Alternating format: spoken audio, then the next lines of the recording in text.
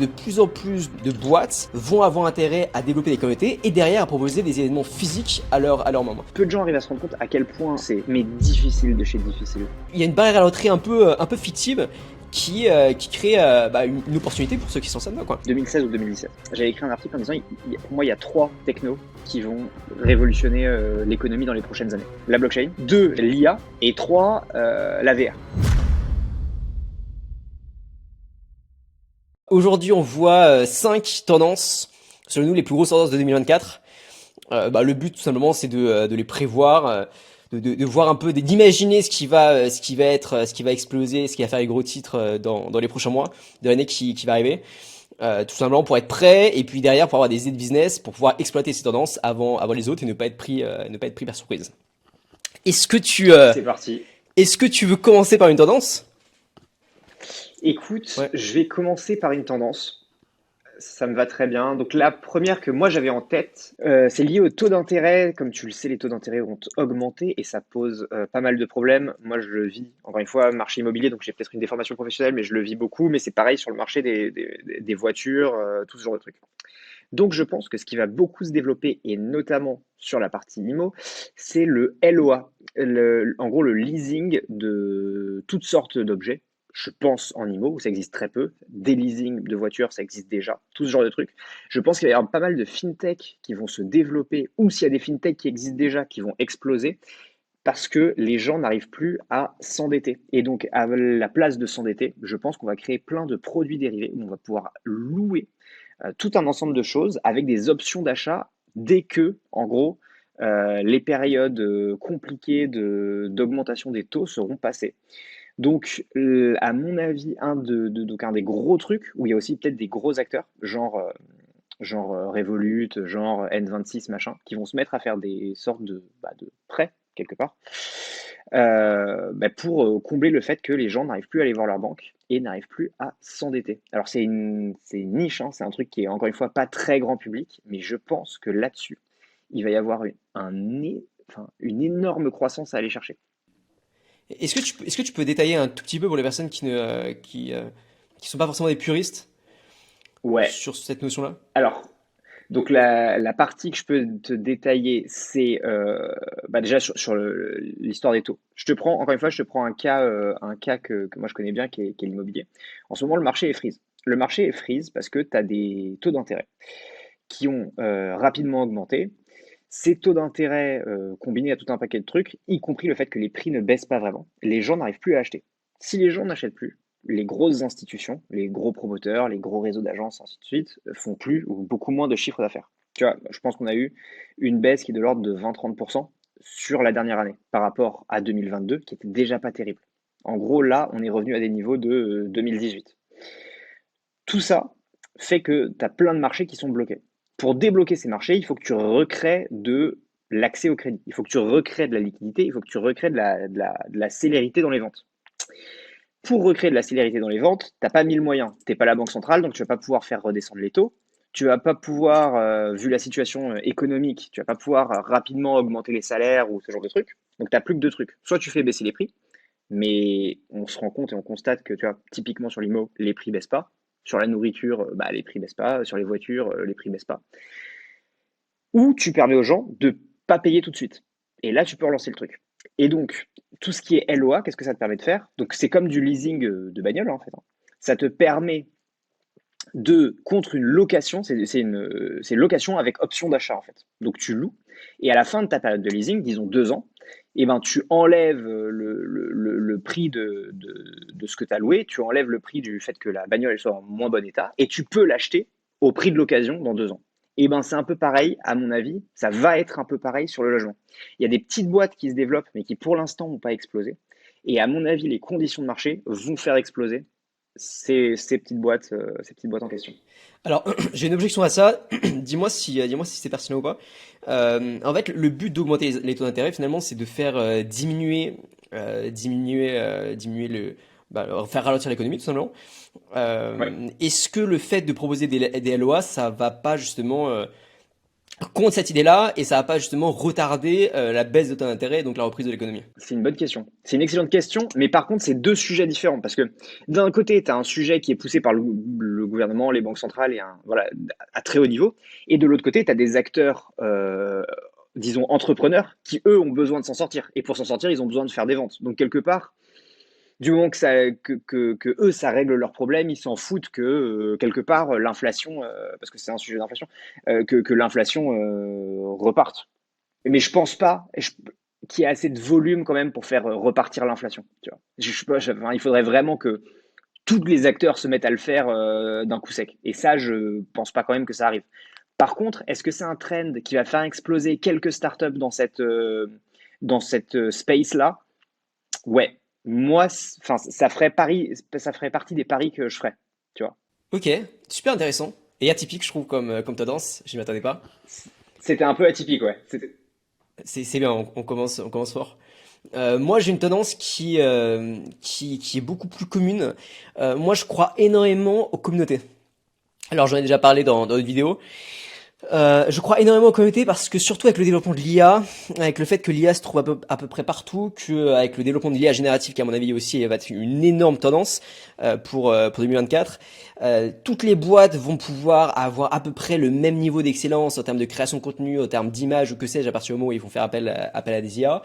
Et les boîtes ne vont pas forcément réussir d'un point de vue communication à se différencier les unes des autres. Et je pense que l'un des leviers qu'elles vont utiliser, ça va être de dire, écoutez, nous, on a une communauté privée, et cette communauté privée-là, personne ne va pouvoir la dupliquer, c'est impossible. Parce que l'IA peut reproduire une image, un contenu, une vidéo, ce que tu veux, même un produit d'ailleurs de plus en plus, mais l'IA ne pourra jamais reproduire une communauté et un engagement communautaire, un sentiment d'appartenance à une communauté, etc., etc. Donc moi je parie sur un lien beaucoup plus étroit entre les entreprises et les consommateurs. Et je parie aussi à l'émergence de tout un tas de micro-communautés sur des micro-niches qui vont gagner des centaines et des centaines de milliers d'euros par an, voire même par mois. Et ça a déjà commencé un peu. On peut voir des communautés de docteurs. Il y a une communauté de fermiers aux États-Unis qui gagne 50 millions par an. C'est une communauté, c'est très simple, c'est une newsletter que le type envoie, plus l'accès à une communauté entre des industriels pardon, et des fermiers et des agriculteurs aux États-Unis. Des communautés de médecins, des communautés d'avocats, des communautés d'entrepreneurs qui sont riches. Il y a Hampton aux États-Unis là qui a fait 8 millions en un an et demi, 8 millions de RR puisque c'est un abonnement, tu vois. Il vise juste les entrepreneurs les plus riches. Bref, je pense que chaque segment de la population vont avoir besoin de liens humains. En fait, plus l'IA va se développer, plus le métavers va se développer, plus le virtuel va se développer, plus les humains vont avoir besoin de se rassembler entre eux. Et l'autre tendance d'ailleurs que je spot derrière, c'est l'augmentation, enfin la croissance du marché de l'événementiel. Et je pense que de plus en plus de boîtes vont avoir intérêt à développer des communautés et derrière à proposer des événements physiques à leurs membres. Et je pense que ça peut être bon, il y a une tonne de business, d'idées de business à créer autour de ça, mais voilà, je pense que ça peut être un avantage compétitif de ouf pour une entreprise globale de dire ok, nous on a une communauté privée, on propose des événements physiques. Et donc derrière on peut imaginer aussi d'autres tendances qui arrivent avec une tendance des shops éphémères, des boutiques éphémères qui se développent aussi parce que qui dit communauté dit ok événement, qui dit événement dit on se retrouve tous dans ce shop éphémère, lien encore plus fort qui se crée, augmentation du chiffre d'affaires pour la boîte, etc., etc. Donc voilà, moi je parie énormément sur tout ce qui va être l'artisanal. L'artisanal, c'est-à-dire enfin l'artisanal humain, donc le lien humain fort au sein d'une communauté, tout ce qui va être les événements physiques en petits comités, et derrière les choses qui sont voilà un peu artisanales comme un shop éphémère qu'on crée, etc., etc. Mais mec, tu prêches un convaincu. Tu prêches un convaincu. Moi, je suis certain, mais certain que les communautés, c'est le truc hyper important. Ça l'est déjà cette année, mais ça le sera encore plus les années à venir. Et donc, je pense que 2024, c'est le moment de prendre une place, quoi. Et donc, ce qui est hyper important sur ça, ce que tu as dit, c'est les rendez-vous, du coup, physiques et la capacité de passer du digital au physique. Et je pense que si ça, il y a une communauté qui le gère bien. Je te donne mon exemple, mais tu as une communauté, disons, prenons ce qu'on fait là. Tu as une communauté sur entrepreneuriat, innovation, tendance qui va arriver. Tu vois, en gros, ce mélange-là. Tu dis, OK, les gars, On a une communauté partout dans le monde. Par contre, 3 fois par an, on fait soit des énormes séminaires, soit il y a une délégation qui fait 5 villes pour aller voir des mecs et tout ça. Je suis mais certain qu'il y a des gens qui sont prêts à payer extrêmement cher pour avoir du contenu toute l'année, tu vois, et à certains moments spot, des expériences inhabituelles. Parce que ce que là va te permettre le fait d'avoir créé cette communauté, c'est de pouvoir activer très rapidement d'autres trucs. Et c'est ces autres trucs qui seront uniques à la communauté. Parce que quelque part, des newsletters, au bout d'un moment, il y aura eu des newsletters sur presque tous les sujets. Alors, tu peux avoir plein de newsletters sur le même sujet et tout ça, mais ce qui va vraiment faire la différence, c'est ta créativité et le fait d'être capable d'amener du plus. Et ce plus, ça passe par des outils. Bon, ok.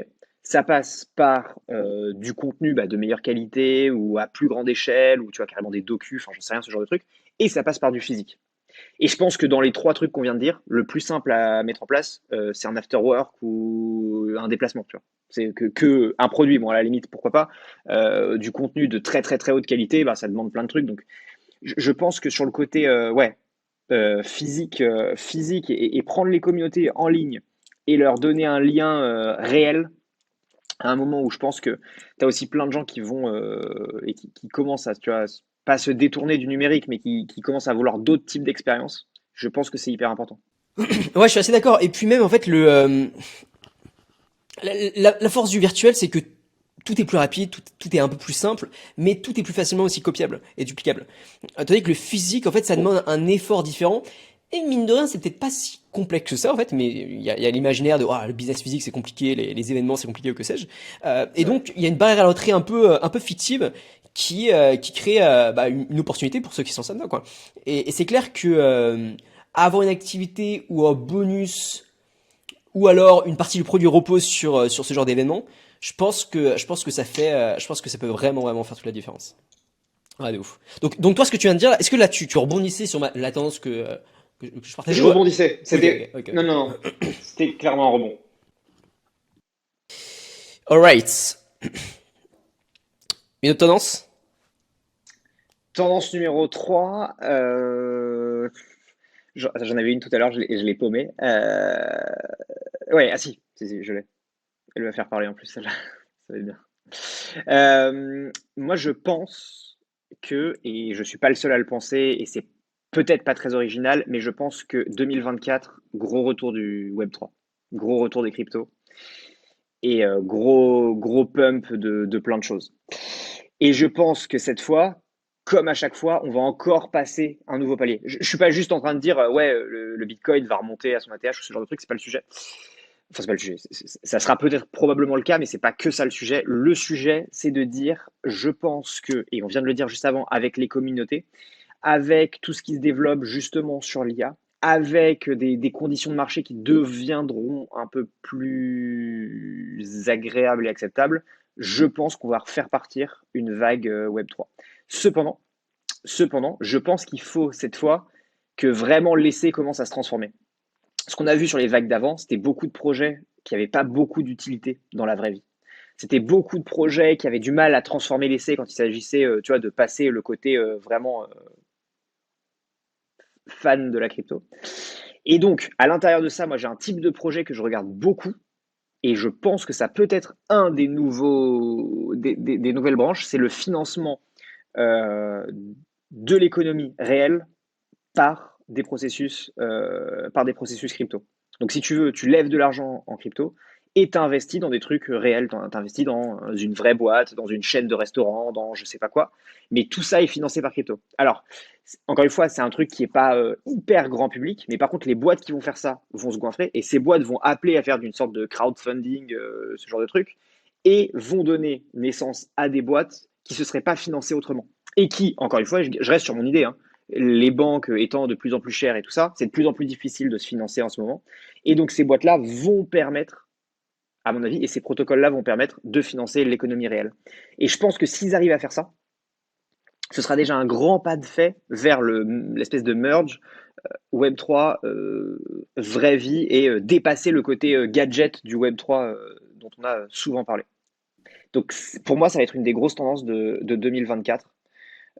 Quand bien même, encore une fois, je pense que beaucoup de gens s'attendent à ce qu'à un moment, il y ait en effet un retour de cette space au plus haut niveau, on va dire.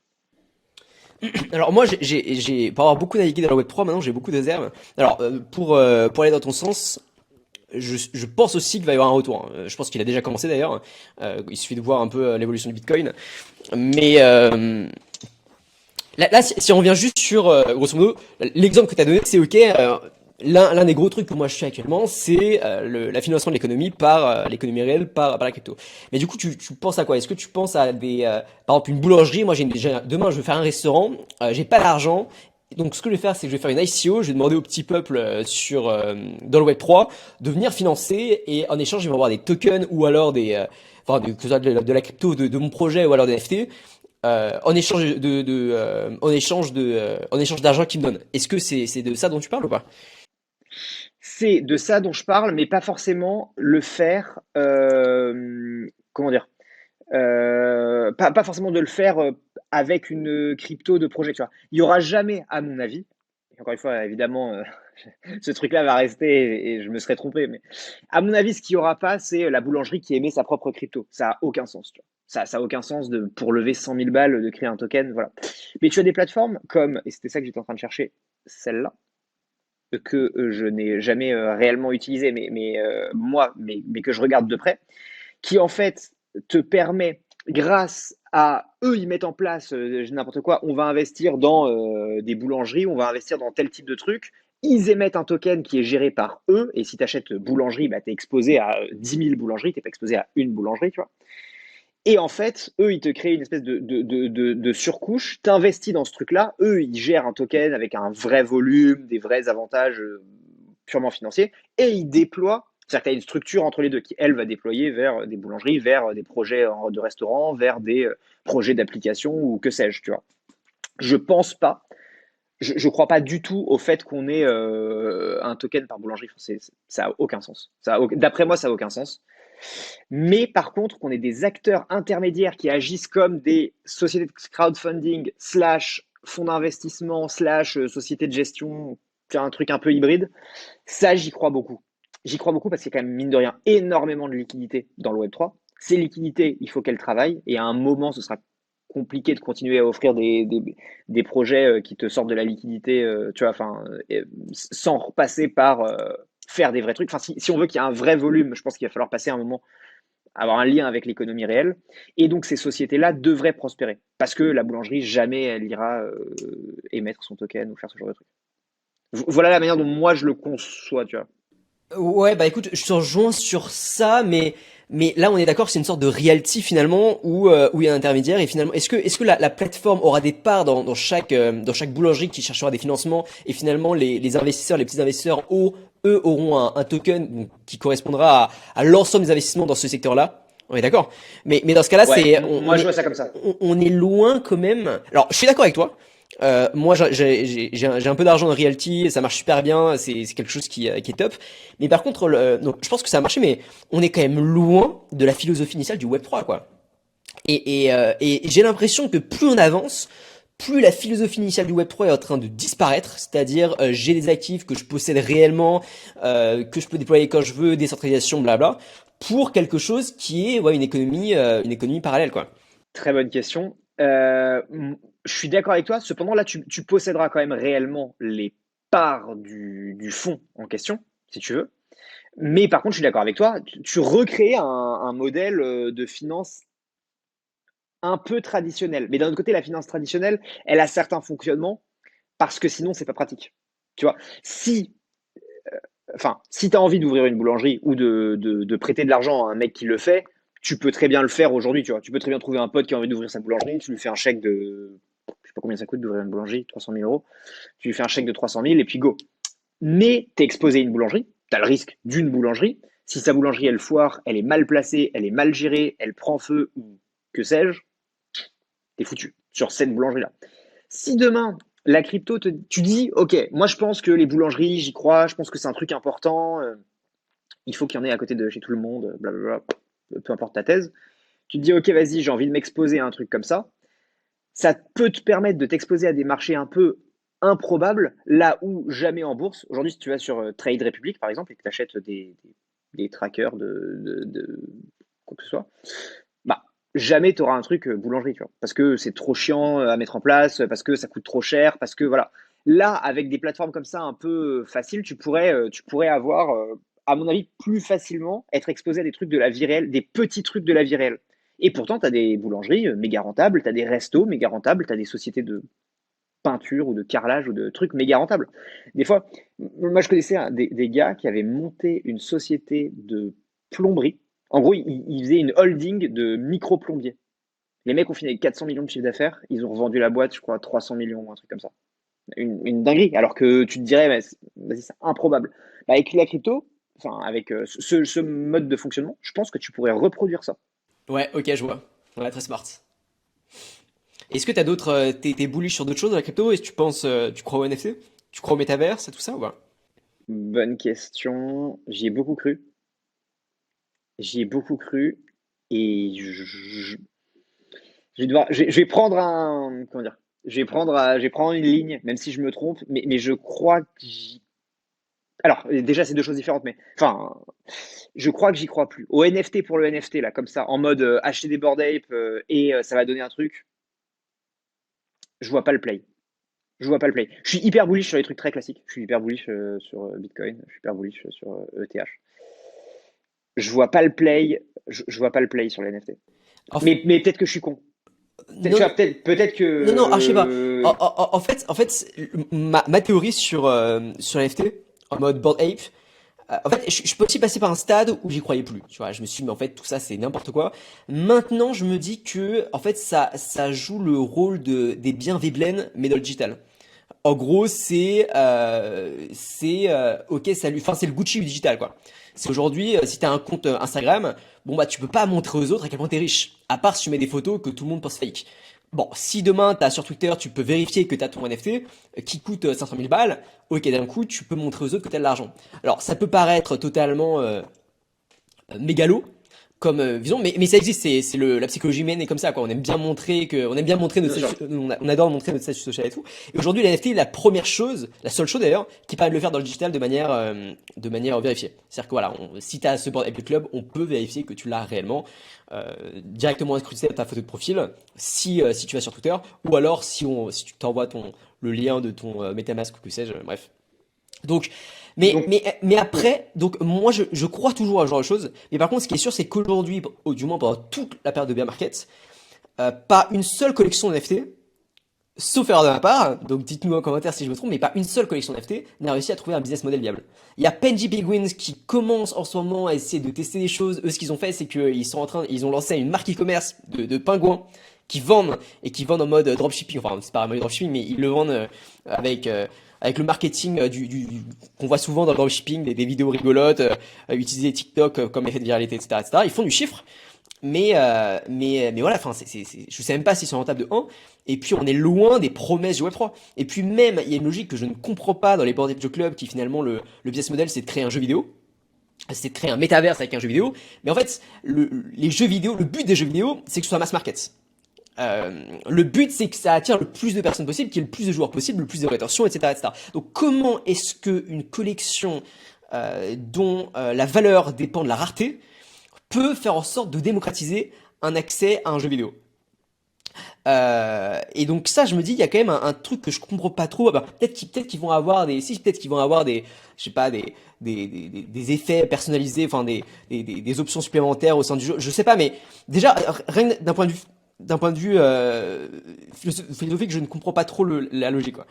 Je suis d'accord avec toi. Le problème de gaming et Web3, c'est que, avant tout, ça doit être du gaming. Si tu fais pas un bon jeu, enfin, moi j'ai beaucoup joué. J'ai moins le temps en ce moment, mais j'ai beaucoup joué dans ma jeunesse. Et la base du bail, c'est que tu fais un bon jeu. Si tu fais pas un bon jeu, le truc s'arrête. Enfin, fin de l'histoire. On s'en fout que t'aies des skins, des trucs, des add-ons, des trucs à payer, machin. Tu fais un bon jeu ou tu dégages, tu vois. Et les gens se rendent pas compte, je pense. Peu de gens arrivent à se rendre compte à quel point le marché du jeu vidéo est un marché difficile. Mais difficile de chez difficile. Tout le monde se rêve un peu le truc en mode ah ouais, j'ai une idée de jeu, j'ai machin, j'ai truc. Non, mec, c'est comme, c'est comme faire un bon film. Tu vois. Il y a un truc qui se dit dans ces sphères-là, faire un bon film, faire un film déjà, c'est un miracle. Donc faire un bon film encore plus. Tu vois, arriver au bout d'un film, c'est un miracle. Il y a plein de films avec de très bonnes idées qui restent dans les cartons et qui meurent à Hollywood chaque année. Idem pour les jeux vidéo. Parce que arriver au bout d'un truc, enfin, tu vois, là il y a eu le trailer de GTA il y a quelques jours, de GTA 6. Le truc, on l'attend depuis 10 ans. T'imagines on n'a pas encore le budget évidemment, mais je te mets ma main à couper, ça va être plus de 300 millions. Le fait de faire un bon jeu, c'est un miracle, c'est extrêmement compliqué, c'est extrêmement long, ça demande des équipes qui savent faire. C'est pas trois mecs spécialisés en crypto qui vont se retrouver du jour au lendemain méga bons pour concurrencer GTA, tu vois. Et c'est pas parce que tu as acheté un NFT, quand bien même il vaudrait 5 000 ou 10 000 ou 20 000 ou 50 000 ou X, ouais, tu vas y jouer, mais dans le but de faire de l'argent. Le seul truc où ça marche un peu, c'est Sorare, parce que Sorare, ils ont un fonctionnement football manager basé sur crypto. Mais en fait, ils ont juste pris un gameplay qui existait, qui fonctionne et qui est pas méga compliqué à mettre en place parce que t'as pas besoin de, tu vois, enfin, t'as pas besoin de beaucoup d'animation, de machin, de trucs. Hein. Et même ça, aujourd'hui, j'en sais rien, mais je serais curieux de voir combien Sorare vend en ce moment, tu vois, de NFT. Ça se trouve, c'est beaucoup. Hein. Peut-être qu'ils ont une super communauté et je me rends pas compte. Mais versus FIFA, je pense qu'on est à des années-lumière de combien ça génère, tu vois, de manière réelle. Donc moi, j'ai un peu de mal sur le truc NFT. Je dis pas qu'il y aura pas de la blockchain dans le gaming, mais j'ai du mal à voir du gaming dans la blockchain. Tu vois, le truc, à mon avis, c'est que ça sera plus facile. Mais peut-être que je dis une connerie, tu vois. Ce sera plus facile, à mon avis, à Ubisoft, à Rockstar, j'en sais rien, toutes les boîtes de gaming, d'inclure de la blockchain plutôt qu'à une boîte native blockchain de venir développer un jeu. Ça me semble, et peut-être que la bonne idée, c'est un partenariat, tu vois. C'est une boîte de blockchain qui maîtrise ce qu'elle fait, Ubisoft voilà, ou ça, ou Rockstar ou Take-Two, enfin peu importe, et go quoi. Ouais, c'est un peu ce qui est en train de se mettre en place, hein. C'est un peu ce qui est en train Ouais. de se mettre en place. Il y a même des triptyques avec des grosses agences blockchain, des Ubisoft et des marques de luxe, dont je tairai le nom, qui justement essayent de voir comment ils peuvent se positionner. En ce moment, ce qu'ils font, c'est que euh, les grosses marques de luxe aiment bien Roblox.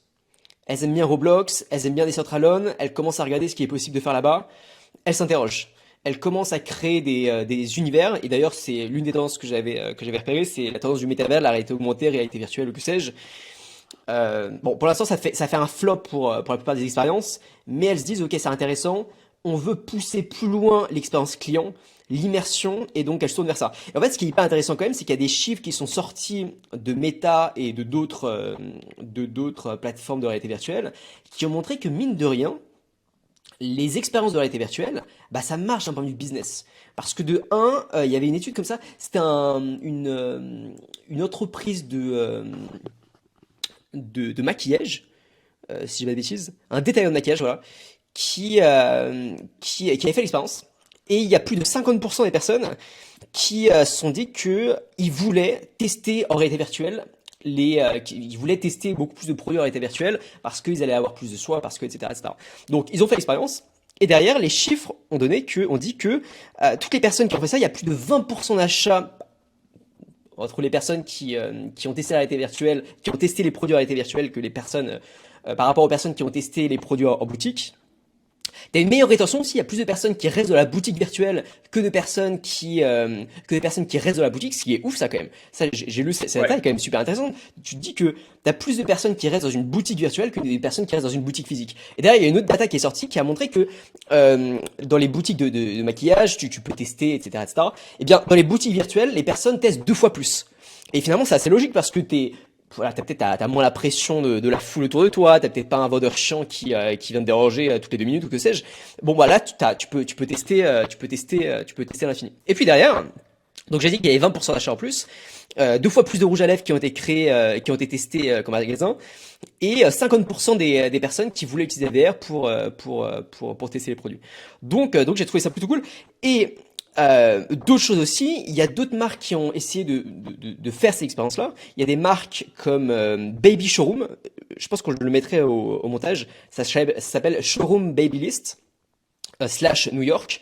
Et en fait, grosso modo, tu rentres dans une maison, et dans cette maison, tu vois tout un tas de fournitures pour les bébés, que ce soit des poussettes, que ce soit je sais pas, des jouets ou que sais-je, qui sont positionnés dans la maison et du coup ça te permet de comprendre réellement, de visualiser réellement. Ok, ça si j'achète, où est-ce que je peux le poser? Ok, ça si j'achète, comment est-ce que ça peut donner dans un décor qui ressemble un peu à mon chamois, etc., etc. Et là encore, eh bien les ventes sur ce type d'expérience-là ont explosé parce que au lieu d'aller sur une boutique où t'as juste des étalages où tu dois scroller. Bon là, tu rentres dans la maison et tu achètes directement. En mode, c'est comme si tu rentrais dans la maison de tes rêves et tu achetais tout ce que tu voulais acheter pour que ça ressemble à ça, quoi. Et je vois de plus en plus de marques qui commencent à aller là-dedans. Il y a Pinterest qui a essayé qui s'est lancé dans l'expérience qui s'appelle Try On for Home. Donc essayer ça à la maison et grosso modo ils proposent des fournitures enfin du mobilier quoi, des chaises, des bureaux, etc., etc.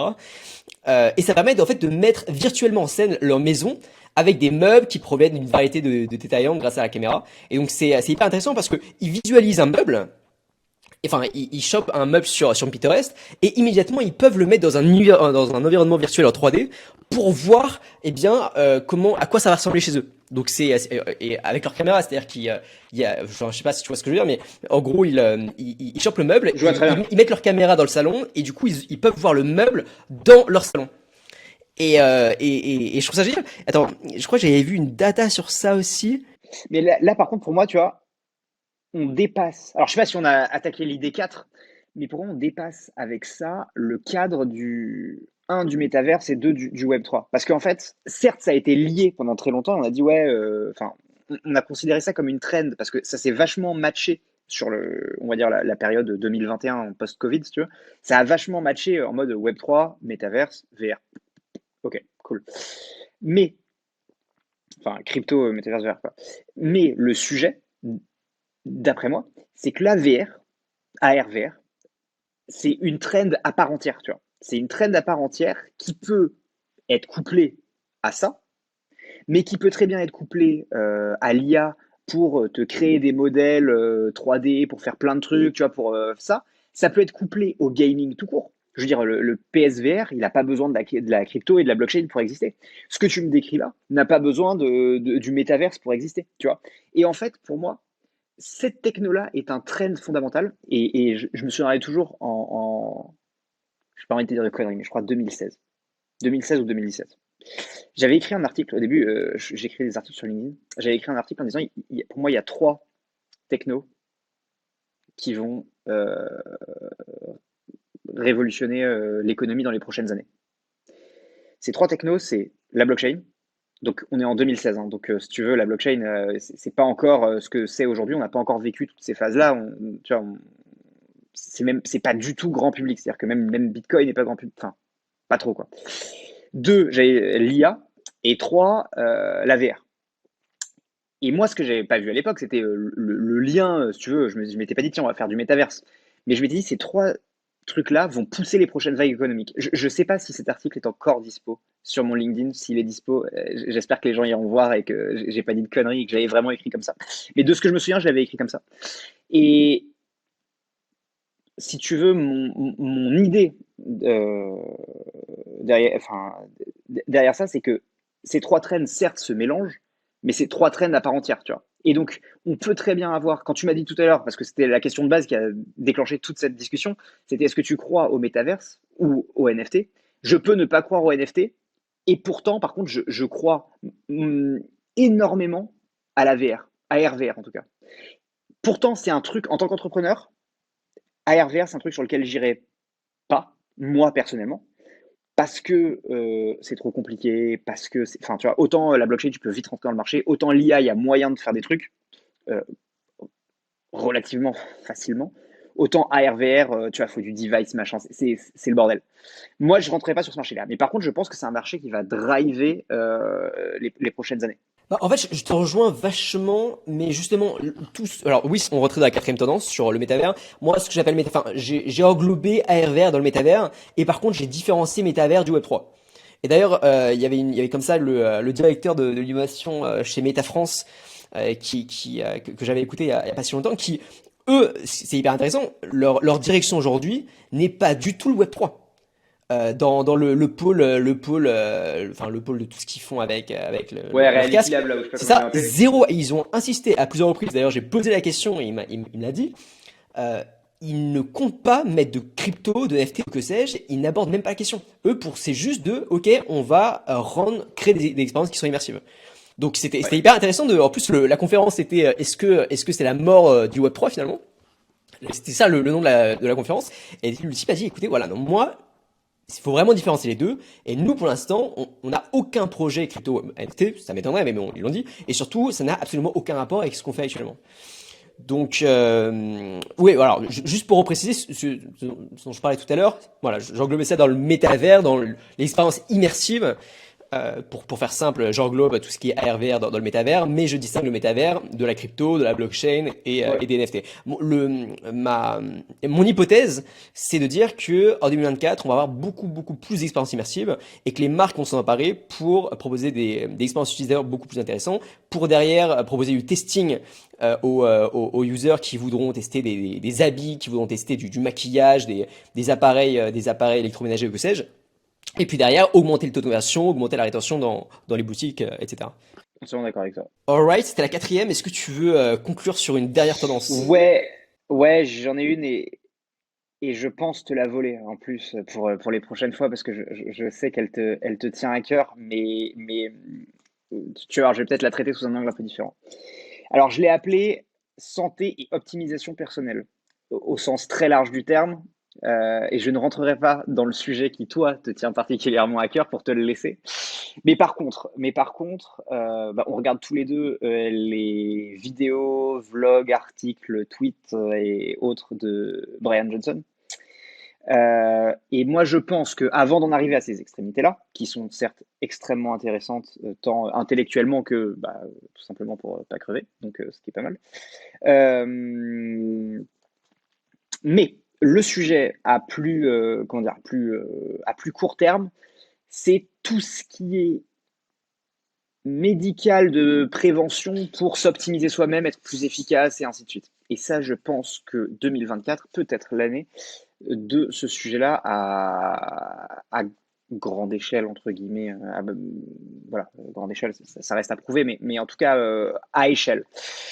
Pourquoi? Parce qu'on commence à avoir, notamment sur tout ce qui est, tu sais, nootropique, psychédélique, machin, enfin, tu vois, en gros, microdosing de différentes substances, de manière légale, de manière contrôlée, de manière médicale.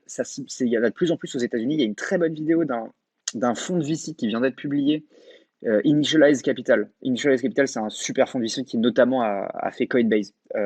Enfin, a fait plein d'autres trucs, hein, mais moi je connais surtout Coinbase. Euh, et ce fonds-là disait on commence à investir là-dessus.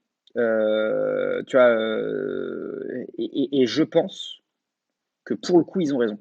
Je pense qu'il y a de plus en plus de gens qui sont hyper intéressés par leur capacité mentale, par leur capacité de productivité et ainsi de suite. Il y a eu une première vague en mode des gens qui font des vidéos sur YouTube, des gens qui prennent tu vois, des comptes Notion, des applis, des applis de méditation, machin. Et je pense qu'il va y avoir, alors encore une fois, là c'est un peu du hardware, entre guillemets, puisque tu vas devoir mettre en place un truc pharmaceutique, mais je pense qu'il y a de plus en plus de boîtes qui vont exploser dans de compléments alimentaires, par exemple, tout ce genre de trucs qui vont exploser dans cette dynamique. Avant qu'on arrive à des trucs type immortalité, type j'allonge ma durée de vie, type tout ça, je pense que la première étape, ça va être optimisation de soi-même. Je te parle de truc optimisation intellectuelle, mais ça peut être optimisation physique, ça peut être optimisation de plein de choses, hein. Je pense que ça, en mode startup, en mode vente en ligne, en mode même abonnement, tu vois, du genre, je m'abonne et tous les mois, je reçois mes compléments alimentaires pour booster mon QI. Je force un peu, mais voilà. Je pense que ça, on va en voir en 2024. Et je pense que ça peut bien marcher. Ouais, je te rejoins à 1000% pour le coup.